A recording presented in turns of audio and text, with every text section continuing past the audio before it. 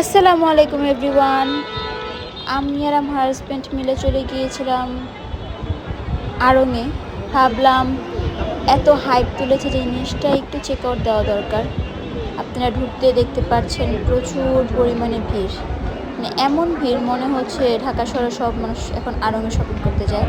But যতটুকু আমার মনে হলো, মানে 50% মানুষ ওইখানে ছবি তোলার জন্য, বিশেষ করে এই জায়গাটা দেখার জন্য, এই জন্যই বেশিরভাগ মানুষ। আমি নিজেও এই জন্যই গিয়েছিলাম, ফ্র্যাঙ্কলি স্পিকিং।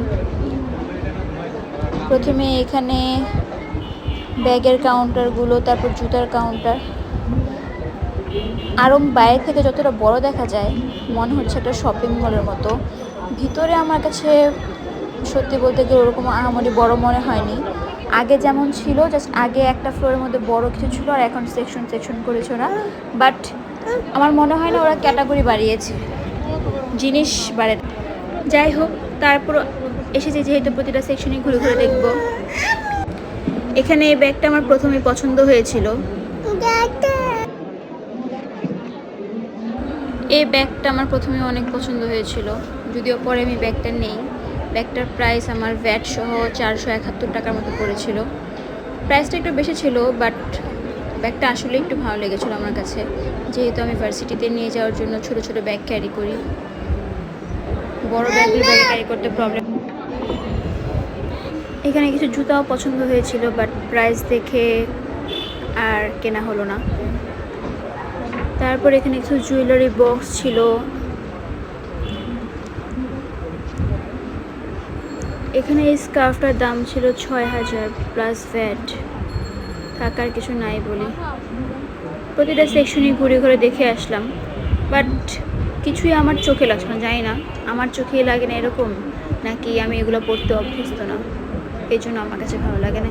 এগুলো হয়তো যারা অফিস ওয়্যার, যারা রেগুলার অফিস কাজ টাজ করে, ফর্মাল ওয়্যারের জন্য ঠিক আছে, বাট অ্যাজ এ ঈদের ড্রেসের জন্য আমার কাছে ভালো লাগে না, যেটা সত্যি কথা। সবার পার্সপেক্টিভ, সবার চয়েস আলাদা হতে পারে।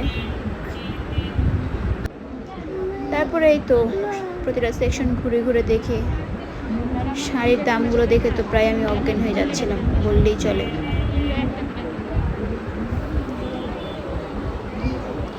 জামদানি সেকশনে প্রায় 2 লাখ টাকার উপরেও জামদানি শাড়ি ছিল।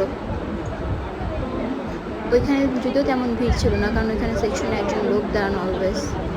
তবে এখানে কিন্তু অনেকে কেনাকাটা করছিল, যেটা সত্যি কথা। ট্রায়াল রুমের বাইরে লম্বা লাইন লাগানো ছিল। তারপর এখানে উপরে জুতার সেকশনে এসে আমার বাবার জন্য একটা জুতা চয়েস করেছিলাম, বাট আনফর্চুনেটলি সাইজটার পাইনি আমি, তাই আর কেনা হয়নি।